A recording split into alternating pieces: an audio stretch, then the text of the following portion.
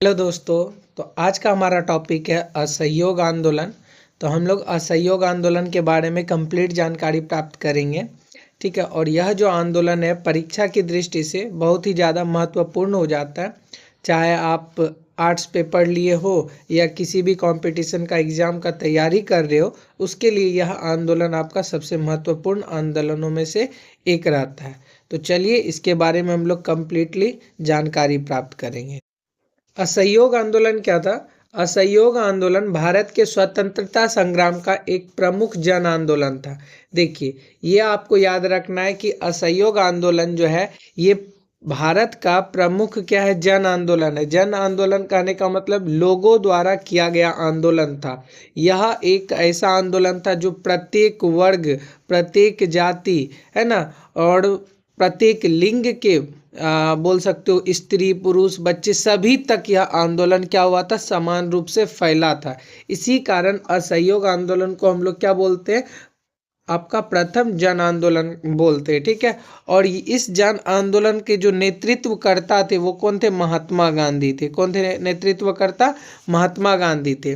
तीसरा जो पॉइंट है वो क्या है, यह आंदोलन 1920 में स्टार्ट होता है और 1922 तक चलता है। ठीक है। वो अलग बात है कि 2 साल चलने के बावजूद यह आंदोलन को स्थगित कर दिया जाता है, असफल कर दिया जाता है गांधी जी के ही द्वारा। उसके बारे में हम लोग आगे चर्चा करेंगे, क्यों बंद कर दिया जाता है या रोक दिया जाता है। ठीक है। इसका अब देखिए, इसका उद्देश्य क्या था? असहयोग आंदोलन का प्रमुख उद्देश्य था अंग्रेजी शासन से सहयोग न करके, है ना, उसे कमजोर करना। इस आंदोलन का प्रमुख उद्देश्य था कि हम लोग क्या करेंगे, अंग्रेजों का क्या करेंगे, हम लोग मदद नहीं करेंगे, अंग्रेजों के साथ कोई भी सहयोग नहीं करेंगे।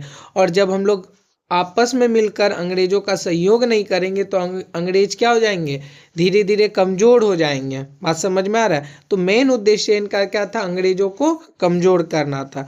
तो यहाँ पे आपका 3 पॉइंट निकल के आता है कि भारत का प्रथम जन आंदोलन कौन था? आपका प्रथम जन आंदोलन था ये असहयोग आंदोलन।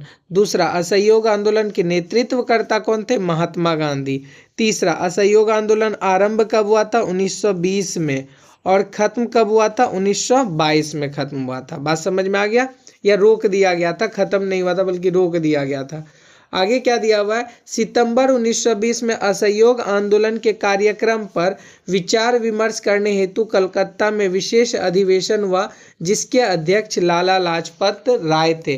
कहने का मतलब कि असहयोग आंदोलन के लिए प्रस्ताव लाया गया। तो कब प्रस्ताव लाया गया? 1920 में प्रस्ताव लाया गया।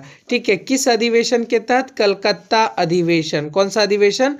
कलकत्ता अधिवेशन, जिसके अध्यक्ष कौन थे? लाला लाजपत राय। कौन थे अध्यक्ष? लाला लाजपत राय। और ये कब हुआ था? सितंबर 1920 में।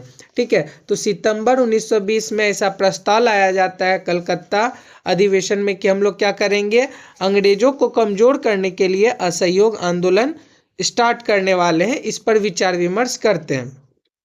जब दिसंबर 1920 आता है तो दिसंबर 1920 में आपका नागपुर अधिवेशन में इसको क्या मिल जाता है, इस प्रस्ताव को क्या कर लिया जाता है, स्वीकार कर लिया जाता है। और सभी लोग राजी हो जाते कि नहीं चलो ठीक है, हम लोग क्या करेंगे, 1920 से ही क्या करेंगे, दिसंबर 1920 में प्रस्ताव स्वीकार होने के बाद हम लोग क्या करेंगे, आंदोलन को स्टार्ट करेंगे, असहयोग आंदोलन करेंगे।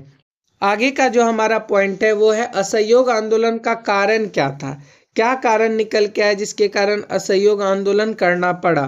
तो सबसे प्रमुख कारण निकल के आ जाता है जालियांवाला बाग हत्याकांड। और ये जालियांवाला बाग हत्याकांड कब हुआ था? 1919 में, यानी 13 अप्रैल 1919 में, है ना। 13 अप्रैल 1919 में जालियांवाला बाग हत्याकांड हुआ था। इसमें क्या हुआ था, 2 प्रमुख नेता थे। ठीक है। एक का नाम था सैफुद्दीन और दूसरे का नाम था सतपाल मलिक। पहले का नाम क्या बताया, सैफुद्दीन किचलू, दूसरे का नाम क्या है, सतपाल मलिक। दोनों को जो है अंग्रेज क्या कर लिए थे, गिरफ्तार कर लिए थे। और वो पंजाब के अमृतसर के क्या थे, प्रमुख नेता थे। तो वहाँ के लोगों ने सोचा कि अब उनको कैसे जेल से छुड़ाया जाए, इसीलिए वो लोग क्या करते हैं, एक रैली निकालते, शांतिपूर्ण जुलूस निकालते हैं। तो शांतिपूर्ण जुलूस निकालने में अंग्रेज लोग क्या करते हैं, हल्का फुल्का फायरिंग करते हैं, जिसके कारण लोग सोचते हैं कि चलो जुलूस में हम लोग नहीं निकालेंगे। हम लोग क्या करते हैं, बैसाखी के दिन जो है आने वाला जो त्यौहार है उसमें जालियांवाला बाग में क्या करते हैं, एक मीटिंग या एक सभा का आयोजन रखते हैं और सभी लोग उस सभा में क्या होंगे, शामिल होंगे। बात समझ में आ रहा है? सब कोई उस सभा में क्या होंगे, शामिल होंगे और हम लोग निर्णय लेंगे कि किस तरीके से हमारे नेता को जेल से छुड़ाया जाए। इसी बात का पता लग जाता है ये डायर को, जनरल ओ डायर को पता लग जाता है कि हाँ वो लोग सभा कर रहा है, कहाँ पर, जालियांवाला बाग में। और वो लोग वहाँ पर बहुत सारे सेना के साथ पहुँचते हैं और अंधाधुंध फायरिंग करते हैं, जिसमें बहुत ज़्यादा जो है बच्चे, बूढ़े, औरतें सभी क्या हो जाती है, शहीद हो जाती है, जो कि बहुत ही एक तरह से जो है आप बोल सकते हो निर्दयी घटना रहता है, जिससे कि वहाँ के जो भारतीय लोग थे या हम लोग जो भारतीय लोग हैं, ये मानस प्रभाव पर बहुत ही गहरा चोट पड़ता है कि नहीं ये तो गलत किया गया, कम से कम नहीं आंदोलन करने देना चाहिए, तो निकलने तो देता, ठीक है, नहीं निकालता वो सैफुद्दीन किचलू और सतपाल मलिक को, लेकिन बच्चे बूढ़े को तो नहीं मारना चाहिए, कम से कम वार्निंग दे के छोड़ देता। और जालियांवाला बाग में क्या था, बाहर निकलने का मात्र एक ही रास्ता था, तो लोग भाग भी नहीं पाए थे, तो ये पहला कारण हो जाता है। दूसरा हो जाता है रॉलेट एक्ट, जिसको हम लोग काला कानून भी बोलते हैं, काला कानून, ठीक है। इसमें क्या हुआ था, इसमें क्या होता है कि इस रॉलेट एक्ट के तहत कोई भी व्यक्ति को संदेह मात्र पर क्या करता था, गिरफ्तार कर लिया जाता था, और गिरफ्तार करने के बाद उसको जेल में डाल दिया और बिना किसी मुकदमा, मतलब बिना कोई मुकदमा चलाए, ठीक है, यानी गलती है चाहे नहीं है उससे लेना देना नहीं है, अपना कोई ना कोई केस बनाता था अंग्रेज और उसको क्या करते थे, सजा दिलवा देते थे, ठीक है। तो इस तरीके से जो है रॉलेट एक्ट भी एक कारण बन जाता है। रॉलेट एक्ट को बिना दलील बिना वकील वाला कानून बोला जाता है। कारण है कि इसमें आप वकील का भी सहारा नहीं ले सकते हो, जज के सामने या किसी के सामने कुछ आप बता भी नहीं सकते हो कि हाँ मेरा गलती है या नहीं है, कोई दलील भी नहीं कर सकते हो, बस अंग्रेज का राज चलेगा, जो बोलेगा हाँ ये गलत है तो हाँ गलत है, सजा मिलना चाहिए तो सजा मिलना चाहिए। तो ये कानून बहुत ही खराब कानून था, रॉलेट एक्ट, इसलिए इसको काला कानून भी कहते हैं। इसका भी विरोध करने के लिए क्या किया गया था, असहयोग आंदोलन एक मतलब वजह बनता है कि नहीं हम लोग क्या करेंगे, असहयोग आंदोलन करेंगे। तीसरा क्या हो जाता है, खिलाफत आंदोलन। खिलाफत आंदोलन 1919 में स्टार्ट होता है। खिलाफत आंदोलन में क्या होता है कि ये बोला जाता है, भारतीय जो मुसलमान लोग रहते हैं वो बोलते हैं कि हम लोग क्या करेंगे, विश्व युद्ध में, है ना, प्रथम विश्व युद्ध में क्या करेंगे, ब्रिटिश राज्य का क्या करेंगे, साथ देंगे, ठीक है। लेकिन साथ देने के लिए एक शर्त मानना होगा अंग्रेजों को, वो शर्त ये होगा कि हम लोगों को जो है ना हमारे धार्मिक मामले में अंग्रेज कुछ नहीं बोलेंगे ना ही कुछ करेंगे। ऐसा इसलिए बोला गया था क्योंकि भारतीय मुसलमान तुर्की के जो खलीफा होते हैं उनको अपना सर्वोसर्वा मानते थे। बात समझ में आ रहा है, यानी अपना धर्म गुरु मानते थे। लेकिन प्रथम विश्व युद्ध में ये अंग्रेजों का साथ देते हैं और साथ देने में अंग्रेजों से वादा लेते हैं कि आप हमारे धार्मिक मामलों में हस्तक्षेप नहीं करेंगे। तो अंग्रेज तभी तो बोल देता है ठीक है नहीं करेंगे। लेकिन प्रथम विश्व युद्ध में मदद लेने के बाद ये क्या करने लगते हैं, भारतीय मुसलमानों के धार्मिक मामलों में हस्तक्षेप करने लगते हैं और अपने वादे से मुकर जाते हैं, जो कि यहाँ के लोगों में जो है एक तरह से खिलाफ, अंग्रेजों के खिलाफ आवाज उठाने लगते हैं और ये एक खिलाफत आंदोलन का मुद्दा बन जाता है, ठीक है। तीसरा क्या हो जाता है, चौथा हो जाता है प्रथम विश्व युद्ध के बाद अत्याचार। वही चीज हुआ कि प्रथम विश्व युद्ध में जो जो बात वादा किया गया अंग्रेजों के द्वारा भारतीयों को, वो सब वादे से मुकर कर भारतीयों का शोषण अत्याचार अत्यधिक बढ़ जाता है। तो ये चारों कारणों के कारण ही क्या होता है, असहयोग आंदोलन किया जाता है, ठीक है। आगे क्या दिया हुआ है कि असहयोग आंदोलन का कार्यक्रम। अब इस आंदोलन में क्या क्या किया गया था, है ना, गांधी जी के नेतृत्व में यह आंदोलन किया गया था, लेकिन इस आंदोलन के दौरान क्या कार्यक्रम किया गया, तो वही दिया हुआ है, महात्मा गांधी का यह प्रथम जन आंदोलन था। ये बात तो सही है, जन आंदोलन था। और जन आंदोलन तो हम बता दिए लोगों का आंदोलन था, जिसके कारण गांधी जी जन जन के नेता बन गए थे, एक एक लोगों के नेता बन गए थे। ठीक है, अब इस आंदोलन में क्या क्या कार्यक्रम शामिल किए गए थे, तो पहला हो जाता है सरकार से प्राप्त उपाधियां, ठीक है, वैतनिक होगा यहाँ पे, वैतनिक तथा अवैतनिक पदों को त्यागा गया। ठीक है, सरकार से जो उपाधि मिला था लोगों को, वो सभी उपाधियां क्या कर दिया गया, भारतीयों के द्वारा त्याग दिया गया कि नहीं, आपकी उपाधियां हमें नहीं चाहिए। वैतनिक मतलब हो जाता है कि जब भारतीय लोग अंग्रेजों के काम करते थे तो उसमें उन लोगों को जितना वेतन मिलता था या वेतन नहीं भी मिलता था, तो इस आधार पर जो है क्या करने लगे, वो काम करने का जो पद है वो सब काम छोड़ने लगे। सरकारी स्कूलों में दूसरा क्या दिया, सरकारी स्कूलों तथा या सरकारी अनुदान प्राप्त स्कूलों का बहिष्कार किया गया। इसमें बच्चे लोग भी शामिल हुए, युवा लोग भी शामिल हुए। उनके द्वारा जो अंग्रेज का जो स्कूल था, विद्यालय स्थापित किया गया था भारत में, उस विद्यालय का भी बहिष्कार किया गया कि नहीं, हमारे बच्चे आपके द्वारा निर्मित विद्यालय में नहीं पढ़ेंगे, आपके द्वारा निर्मित कॉलेजों में नहीं पढ़ेंगे। हम लोग क्या करते हैं, आपकी सारी व्यवस्थाओं को बहिष्कार करते हैं। ठीक है, तीसरा दिया हुआ है विदेशी माल का बहिष्कार किया गया, यानी ब्रिटेन से जो भी सामान बनकर आता था, जैसे कपड़ा बनकर आया, विभिन्न प्रकार के सामान बन के आए, नमक बन के आया, इन सभी चीज़ों को क्या किया गया, बहिष्कारित किया गया कि नहीं, आपका एक भी सामान हम लोग क्या करेंगे, उपयोग नहीं करेंगे। हम लोग क्या करेंगे, स्वनिर्मित करेंगे, हर चीज़ अपने से निर्माण करेंगे। और इसमें क्या होता है, चरखा सब बहुत ज़्यादा यूज़ किया जाता है, वो तो आपका परिणाम में पढ़ने को मिलेगा आपको। अगला क्या दिया है, सरकार के सभी न्यायालयों का बहिष्कार किया गया है ना। सरकार के द्वारा जितना भी न्यायालय स्थापित किया गया था, उन सभी न्यायालयों का क्या करता है, जो भारतीय वकील होते वो बहिष्कार करते कि नहीं, अब आपके न्यायालय से हमको कोई भी लेना देना नहीं है। सैनिक कर्मचारियों द्वारा विदेशों में नौकरी करने से इनकार। अब देखिए, अंग्रेज लोग क्या करते थे, यहीं के भारतीय लोगों को अपने विदेश भी लेके जाते थे काम पर, भारत में भी काम पर रखते थे।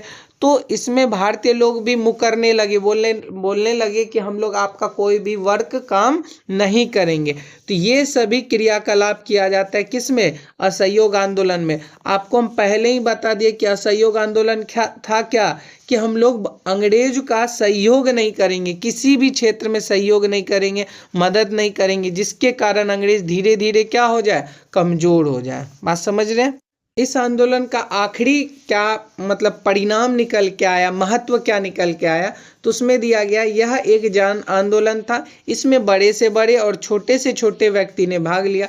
पहला परिणाम ये निकला कि इसमें आपको भारत में एकता देखने को मिलता है, जिसमें कि बड़े से बड़े लोग भी शामिल हुए थे और छोटे से छोटे लोग भी क्या हुए थे, शामिल हुए थे। तो ये पहला परिणाम निकल गया। दूसरा क्या, स्वदेशी आंदोलन विशेष रूप से खादी चरखे से आत्मविश्वास की भावना का विकास हुआ।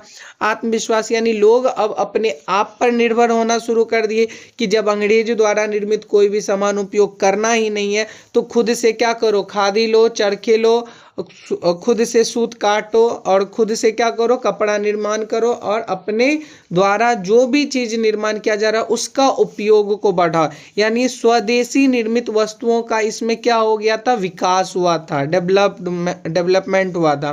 ठीक है, तीसरा क्या हो जाता है, इस आंदोलन में सभी पक्षों, शिक्षा, आर्थिक व सामाजिक पर समान जोर दिया गया। ठीक है, इसमें क्या बताया जाता है कि इसमें ये नहीं था कि सिर्फ शिक्षा पर ही बल दिया जा रहा है या आर्थिक स्थिति पर, मल्टी डायरेक्शनल में, है ना, बहुमुखी दिशा में क्या किया गया था, इस आंदोलन को बढ़ाया गया था कि शिक्षा को भी इंक्लूड किया गया, आर्थिक स्थिति को भी इंक्लूड किया गया, सामाजिक स्थिति को भी क्या किया जाता है, इंक्लूड किया जाता है, कि सभी दिशाओं में इस आंदोलनों को फैलाया गया।